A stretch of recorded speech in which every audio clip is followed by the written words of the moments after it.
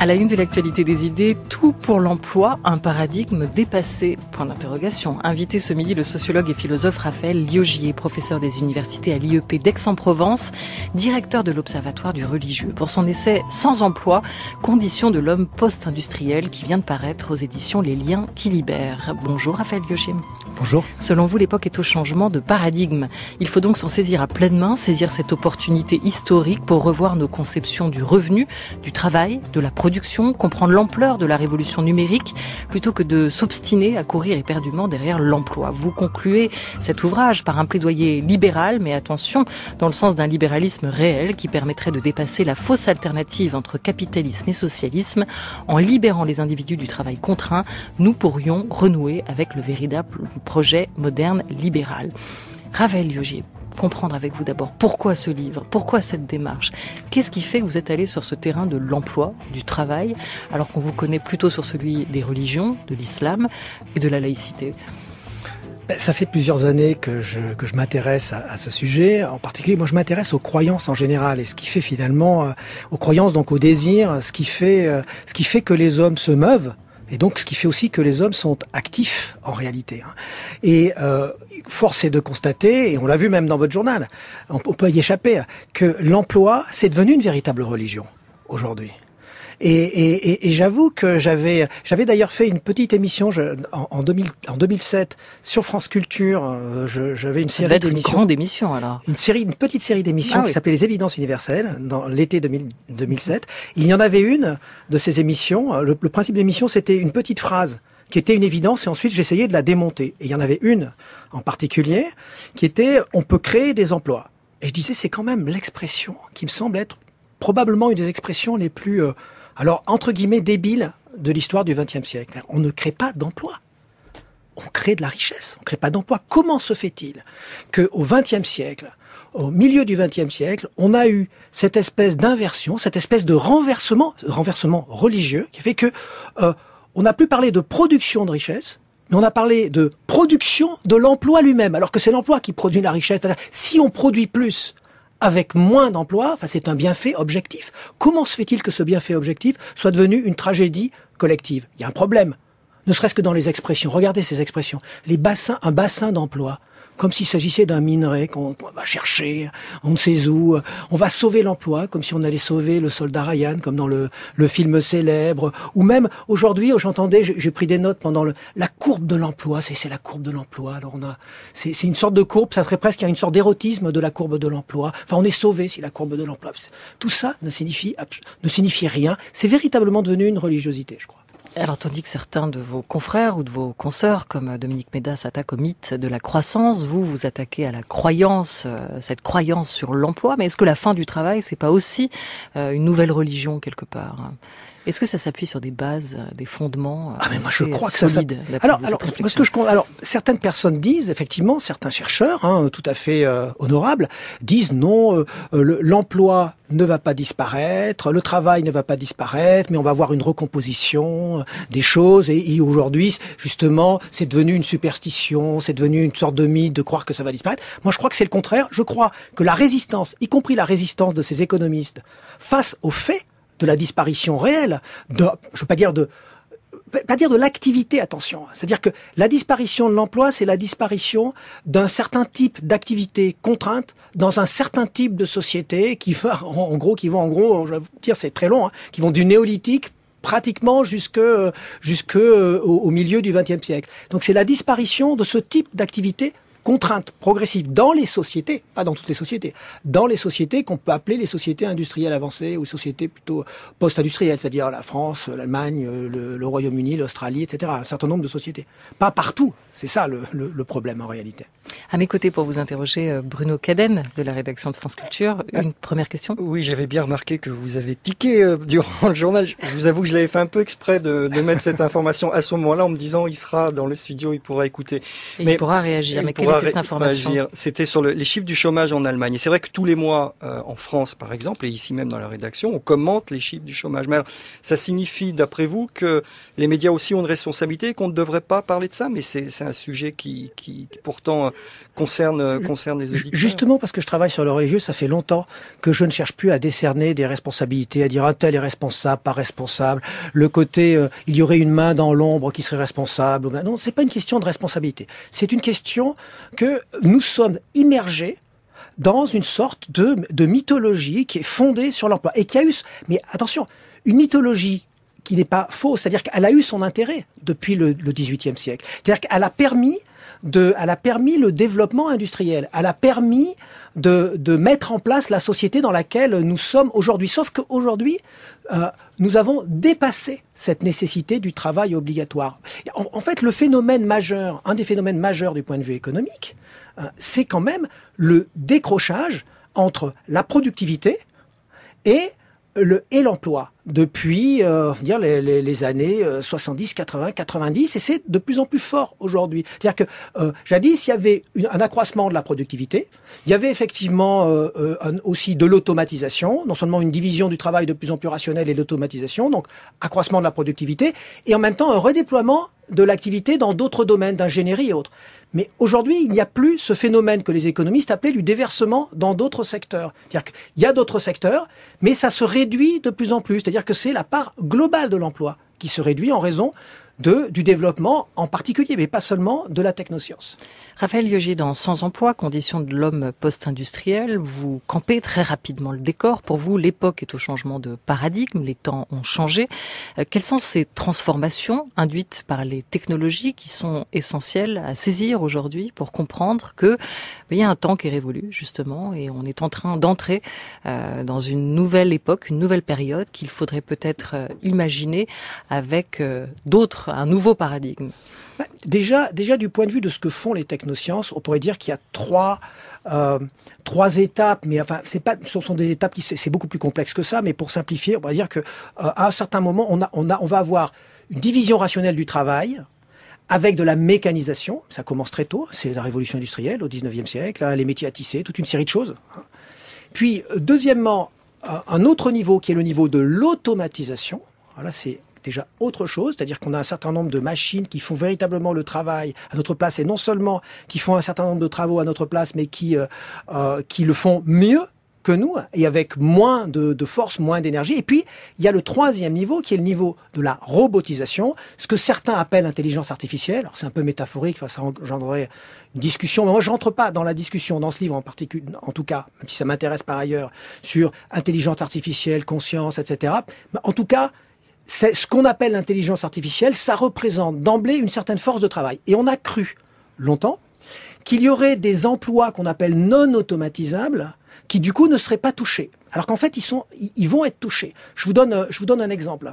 On parle d'emplois empathiques, c'est-à-dire d'emplois de service où il y a un lien direct avec la personne. On dit là, non, ça peut pas être automatisable. En fait, c'est faux. C'est faux. Prenons l'exemple d'un policier. Il y a aujourd'hui des projets, même il y a une fabrication de robots policiers qui feront pas tout, effectivement, mais qui en tout cas feront un certain travail de relationnel.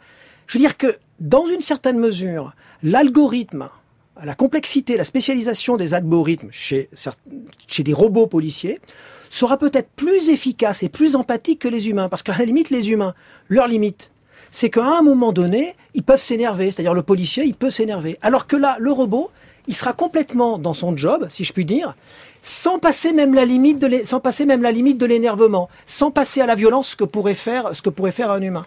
Donc ça veut dire qu'à un certain niveau, eh bien, on va pouvoir se passer de toute une série d'individus. Est-ce que ça veut dire que c'est cette histoire de ils prennent nos emplois? Non, ils ne prennent pas nos emplois. Parce qu'à la limite, on peut dire que la robotisation, il ne faut pas avoir peur de la robotisation, puisque la robotisation, si elle est accompagnée, justement, alors là, c'est l'autre partie du livre où il faut l'accompagner, changement de paradigme, de transformation juridique, transformation politique, économique, etc. Cette robotisation, elle va dérobotiser l'homme. Elle peut permettre de dérobotiser l'homme. Parce que dans la révolution industrielle, ce sont les humains qui sont devenus, via la division du travail, de véritables robots. Alors qu'aujourd'hui, la robotisation pourrait permettre de libérer l'activité. C'est pour ça que je crois que le plein emploi, c'est un mythe. En revanche, le plein emploi, si on abandonne le mythe du plein emploi, on peut laisser place nette pour la pleine activité, ce qui est autre chose. Transformation induite par la technologie, vous faites effectivement un certain nombre de constats que vous venez d'évoquer, et notamment cette idée que la robotisation dépasse aujourd'hui l'automatisation, que les machines ne se substituent plus seulement à l'effort physique, mais elles se substituent aussi à l'effort mental humain, cette fameuse technoscience décisionnelle et empathique. Autre constat que vous faites, Raphaël Liogier, à partir desquels vous allez dresser un certain nombre de solutions et même peut-être un rêve qui deviendra réalité.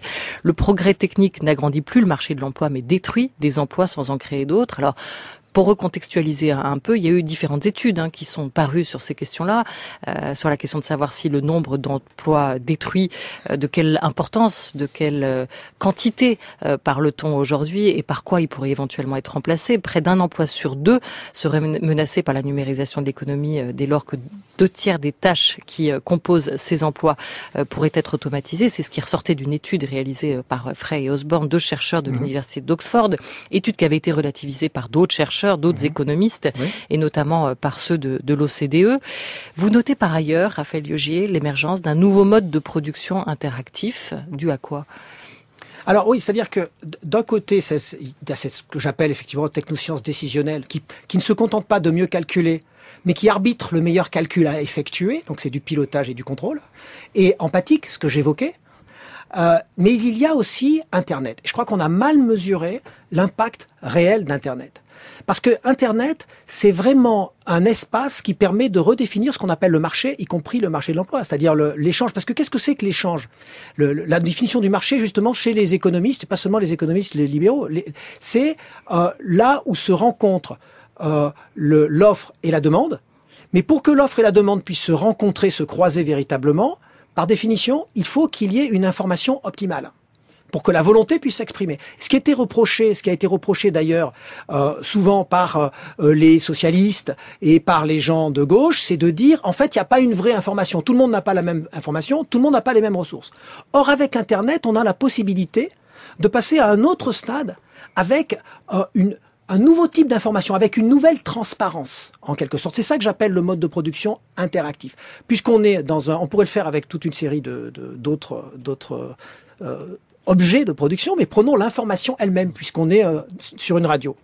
Aujourd'hui, l'information n'est plus produite uniquement par les grands médias de masse de l'information, que ce soit Radio France, que ce soit l'agence France Presse, etc. C'est-à-dire qu'il y a toujours quelqu'un qui va arriver en premier avant tous les journalistes possibles sur un événement, qui va filmer, qui va le mettre sur son iPhone, qui va prendre une photo et qui va l'envoyer sur la toile. Et ensuite, les médias classiques vont suivre. Ça ne veut pas dire que les médias classiques n'existent plus. Ça veut dire qu'il va y avoir vraiment une production interactive de cette information, qu'il va y avoir une évaluation à tous les niveaux. Ça, on pourrait... Du coup, les médias aussi vont devoir faire attention à ce qu'elles disent parce qu'elles sont évaluées par les auditeurs, ne serait-ce que sur les forums des médias eux-mêmes, qui eux-mêmes vont être critiqués par des forums qui appartiennent pas à ces médias, etc., etc. Ça veut dire qu'on est dans un système. Si on ne contrôle pas, on va certainement avoir de nouveaux types de consortiums, de nouveaux types de concentration, de contrôle, voire des formes de totalitarisme.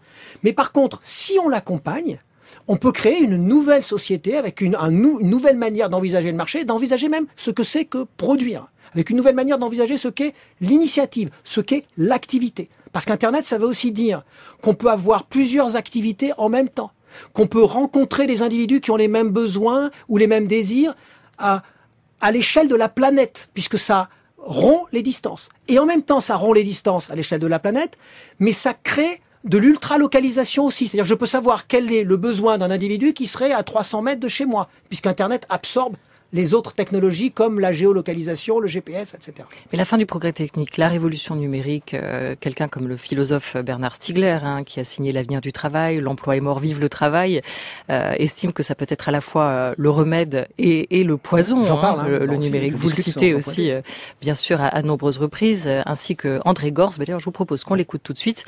Il revient sur une distinction dans l'extrait qu'on va entendre, sur laquelle vous vous appuyez longuement, entre le travail et l'activité. Il y a de moins en moins de travail. Il pourrait y avoir de plus en plus d'espace d'auto-activité. La stratégie de domination du capital consiste à empêcher la naissance d'espaces d'auto-activité et à conduire les gens à considérer que le travail rémunéré, le travail marchandise, le travail emploi est indispensable à leur dignité et à leur épanouissement personnel. En réalité, maintenir les gens dans la perspective du travail-emploi, alors qu'il y en a de moins en moins, qu'il est de plus en plus fractionné, de plus en plus précaire, de plus en plus surexploité et de moins en moins assuré, c'est une stratégie de domination. Ça veut dire qu'il faut que les gens se battent pour l'emploi qui existe de moins en moins. Comme ça, ils accepteront des salaires plus bas, des conditions de travail plus épouvantables, etc. etc. Donc, pour n'importe quelle politique d'émancipation culturelle, sociale, il faut qu'on brise avec l'imaginaire du travail. Non pas du travail au sens anthropologique, c'est-à-dire du travail qui façonne votre environnement, mais du travail marchandise qui vous met sous la dépendance et dans la dépendance pour tous vos besoins et vous oblige à acheter contre de l'argent tout ce qu'il vous faut. Il y a Hannah Arendt qui a dit pour avoir une société de travail, il suffit que tout doive être acheté. André Gorz, il y a une dizaine d'années, Raphaël Liogier, ce dogme de l'emploi, vous l'écrivez, du coup, il faut s'en défaire. Mais comment ? Vous qui travaillez sur les croyances, c'est une question évidemment centrale de votre essai. Face à ces changements, en tout cas, nos politiques publiques doivent s'adapter. Nous fonctionnons avec des rustines sur un vieux pneu, écrivez-vous. Les échecs à répétition de toutes ces politiques reflètent le refus d'accepter l'irrésistible réalité de la réduction progressive de la part du travail humain dans le système de production. Il n'y a pas de solution au problème du chômage, tout simplement parce qu'il n'y a pas de problème. Alors vous nous appelez à regarder l'évidence en face, mettons, mais comment vous allez expliquer aux 3,5 millions de demandeurs d'emploi que le chômage n'est plus un problème, là, aujourd'hui ? En fait, les 3,5 millions de demandeurs d'emploi, ils sont justement victimes de ces politiques publiques. C'est-à-dire, ils sont victimes d'un système qui est fondé sur une sorte de, on pourrait dire, de pollinisation financière qui entretient la pauvreté, qui entretient la paupérisation et en fait qui crée une sorte de marge de manœuvre pour les patrons, si on parle en termes dans cette espèce de nouveau chantage au chômage, le chômage étant par excellence le désastre. Donc je pense qu'il faut sortir de cela. Et pour sortir de cela, on ne peut qu'envisager un changement de système qui ne consisterait plus du tout à essayer de créer des emplois, mais au contraire à accélérer encore plus cette productivité pour libérer les humains de l'emploi, mais libérer l'activité humaine, la véritable activité humaine. Mais une économie sans travail, c'est aussi une économie sans salariés, sans ouvriers, sans droit du travail, sans contrat à durée indéterminée. Ça, c'est le rêve des patrons. Alors, votre économie collaborative, est-ce que c'est pas un nouvel avatar du capitalisme ? Non, tout dépend, justement, tout dépend de, en fait, là, c'est une question de taux. Parce que voilà, la question, là, vous évoquez indirectement la question du revenu de base ou du revenu d'existence. Chez les économistes, enfin ceux qui sont qu'on appelle néolibéraux. Moi, j'aime pas cette expression parce que c'est comme si le mot libéralisme était devenu un mot négatif, alors que Marx lui-même se disait libéral puisqu'il voulait libérer l'homme. Après, comment veut-on libérer l'homme ? Bon, c'est pas parce qu'il y a un petit groupe d'économistes qu'on appelle les néolibéraux qui se sont appropriés la définition de ce qu'est être libéral, là, qu'il faut tout le temps. Mais en tout cas, ceux qui se disent néolibéraux, ils vont avoir comme position de dire ça serait bien un revenu de base. Mais un revenu de base à 200, 300, 400, 500 euros. Et à ce moment-là, ça permettrait d'éliminer tous les droits sociaux, d'éliminer le droit du travail, de pouvoir licencier librement, et donc ça entretiendrait une certaine forme de pauvreté. Si, en revanche, on pense à un revenu d'existence de haut niveau, un vrai revenu d'existence qui consiste à partager la richesse produite qui est produite de plus en plus, c'est-à-dire quelque chose qui serait dans une fourchette, on va dire, de 1000 à 1800, 1900 euros, indexé sur l'évolution du produit intérieur brut, ce qui fait qu'il ne pourrait pas y avoir d'effondrement du système. À ce moment-là, c'est autre chose. À ce moment-là, effectivement, le droit du travail, il faut comprendre qu'historiquement, il est lié au droit au travail. mais que le rêve des révolutionnaires de 1789 au XVIIIe siècle, c'était pour ça que je parle de modernité, c'est le retour au sens profond de la modernité. S'ils se sont nommés citoyens, les citoyens, ce sont quoi? Les citoyens sont des aristocrates. La seule différence, puisque dans l'Antiquité grecque, les citoyens sont ceux qui n'ont pas besoin de travailler pour vivre, qui sont actifs. Hein. Le fait d'employer le mot de citoyen en 1793, d'employer ce mot, cette expression de citoyen, ça veut dire quoi? Ça veut dire des aristocrates, mais la seule différence, c'est que les citoyens, ils sont égaux entre eux, contrairement aux aristocrates d'ancien régime, où il y a un duc qui est supérieur à un baron, qui est supérieur, etc. Donc là, ça voudrait dire une société citoyenneté universelle, une société d'individus, qui n'ait pas besoin de travailler pour vivre. Sauf que c'est impossible. Donc, comme on ne pouvait pas le faire à l'époque, parce qu'il n'y avait pas la technoscience, on a préféré dire le droit au travail pour chacun, pour surmonter le servage, pour éliminer le servage, et qu'au moins tout le monde touche une rémunération. Sauf qu'aujourd'hui, il n'y a plus cette accroche, il y a un décrochage entre la production effective et le revenu. Donc, il faut que le revenu soit distribué à la base autrement et que l'activité se redéploie à un autre niveau. 13h17 sur France Culture, invité de la deuxième partie de la grande table, le sociologue et philosophe Raphaël Liogier pour son essai Sans emploi, conditions de l'homme post-industriel aux liens qui libèrent.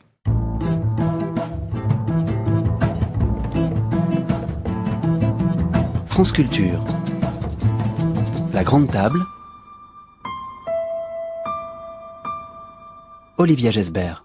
Et comme André Gors, Raphaël Liogier, vous l'évoquiez, vous êtes favorable à la mise en place d'un revenu minimum d'existence, un revenu de base, sans condition autre que celle d'être au monde, une idée qui trouve de plus en plus sa place dans le débat public.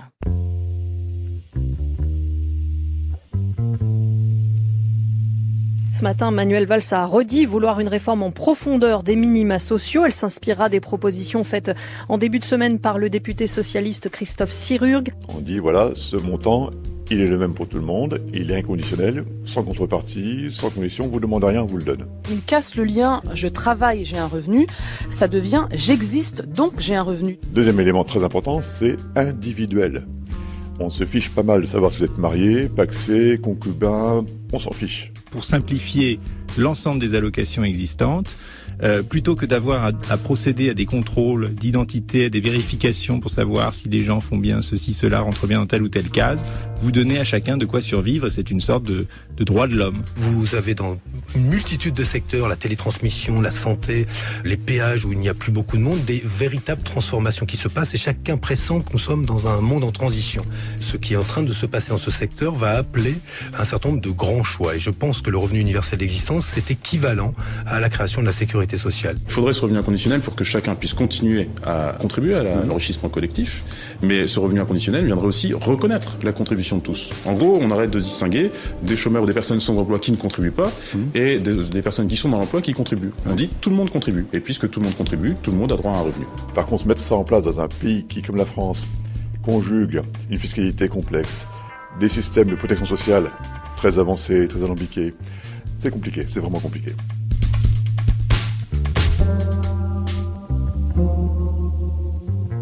Et vous avez notamment pu entendre les voix de Gaspard Koenig du think tank Génération Libre et de Marc de Basquiat qui ont l'un et l'autre relancé ce mouvement pour un impôt unique et un revenu universel libère. Une proposition selon eux fiscale innovante. Également les voix de Benoît Hamon et de Baptiste Milondo, économiste proche de la décroissance. Alors vous avez tenté d'évaluer un peu ce que pourrait être, Raphaël Liogier, ce revenu de base, ce revenu minimum d'existence qui viendrait se substituer aux revenus que l'on tire habituellement de son labeur, de son travail, revenus que vous évaluez entre 1000 et 1800 euros. Les 750 euros proposés par la Fondation Jean Jaurès vous semblant trop bas, risquant d'entraîner de la paupérisation. Mais où l'État va-t-il trouver l'argent, Raphaël Liogier? D'autant que s'il n'y a plus d'emploi, il n'y a plus de taxation des revenus de l'emploi, donc les caisses de l'État vont se vider à vive allure, non? Ce qui est en train de... Alors déjà, il faut pas avoir une vision aussi fétichisée de l'argent en disant on met de l'argent dans l'économie, c'est de l'argent qui est perdu. Si c'est justement, moi je pense qu'aujourd'hui, le système qui fonctionne sur l'allocation, ce que j'appelle la pollinisation financière, ça finit par être de l'argent perdu parce que c'est des gens qui sont attrapés à la dernière minute au moment où c'est déjà fini. Alors qu'au contraire, si on redistribue chez des gens qui sont pleinement actifs par ce revenu d'existence, ça ne veut pas dire qu'ils ne vont pas être actifs, ça veut dire qu'ils vont être encore plus actifs au-delà même de ce revenu. Et donc ça va produire ce redéploiement de l'activité. C'est une première chose. Et donc ça va créer de la richesse. Là pour le coup, c'est vraiment de la richesse, c'est pas l'emploi. Et puis la deuxième chose, c'est ça ce qui est jamais évoqué, c'est aussi pour ça que j'ai écrit ce livre, c'est que quand je dis qu'il faut un changement systémique, c'est pas seulement le revenu d'existence. Parce que le revenu d'existence, il serait utopique si on l'envisageait pas dans un système général. Je pense, alors là, c'est peut-être une des mesures que je propose qui est parmi les plus radicales et qui vont. Je pense qu'il faut abolir. Vous alliez dire révolutionnaire. Je pense qu'il faut abolir l'impôt sur le revenu et qu'il faut le remplacer par l'impôt progressif sur le capital des personnes, individuelles. Pour toute une série de raisons, j'ai pas l'occasion de déployer toutes, mais déjà parce que le revenu, il est essentiellement grévé relatif justement au travail, et le travail, il y en a de moins en moins. Que quelqu'un qui est véritablement riche, la vraie richesse aujourd'hui, elle est dans le capital. Elle est dans le capital d'autant plus que, comme il y a de moins en moins de distribution du capital en salaire effectif, puisqu'il y a de moins en moins de salariés, résultat, le capital se concentre de plus en plus entre les mains d'un certain nombre d'individus qui, eux, sont en fait parfaitement improductifs à notre niveau. Donc, ça veut dire que, au même titre qu'il y aurait une flexibilité par le bas, moi je suis pas contre la flexibilité par le bas, effectivement, une multi-activité, un déploiement de l'activité, donc avec une remise en cause, oui, du droit du travail, mais avec un revenu d'existence de haut niveau. Hein. D'un autre côté, il faudrait aussi une flexibilité par le haut, parce qu'on parle tout le temps de flexibilité par le bas, la flexibilité des rameurs dans le navire, mais c'est aussi le pilote, c'est-à-dire le capitaine du navire. Comment on peut faire avec l'impôt sur le capital? C'est-à-dire que cet impôt sur le capital, il permettrait de financer le revenu d'existence, et en même temps, il permettrait une flexibilité par le haut. Ça veut dire qu'un individu qui va hériter de plusieurs milliards, voire même quelques centaines de millions d'euros, parce que c'est un héritage et qu'il faut qu'il gère un certain nombre de choses.